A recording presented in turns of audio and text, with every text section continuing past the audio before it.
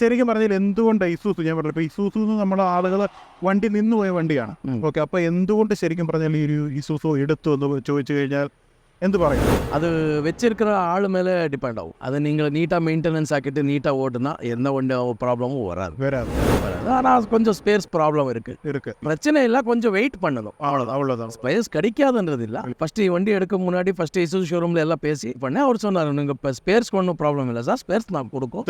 ஆனால் சப்போஸ் எதனா major complaint ஆயிடுச்சுன்னா எனக்கு ஒரு 3-4 days டைம் வேணும். ஓல்வோயும் இசூசும் கம்பேர் பண்ணும்போது இந்த சர்வீஸ் காஸ்ட் எப்படியா இருக்கு? சர்வீஸ் காஸ்ட் வந்து இது மெயின்டெனன்ஸ் ஃப்ரீ தான். ஆல்மோஸ்ட் 11.5 அப்பர் கிளாஸ் வரும். இல்லை, ஓல்வோட சஸ்பென்ஷன் இது நல்லா சஸ்பென்ஷன். இப்போ ஓல்வோன்னா அது வந்து ஸ்வீடன் மேனுஃபேக்சர், அதோட ஒரு பிளாட்ஃபார்ம் இருக்கு. இது வந்து ஜப்பான் மேடு, ஜப்பான் மாதிரி இது இருக்கு, அவ்வளோதான். வேற ஒன்றும் இது இல்லை.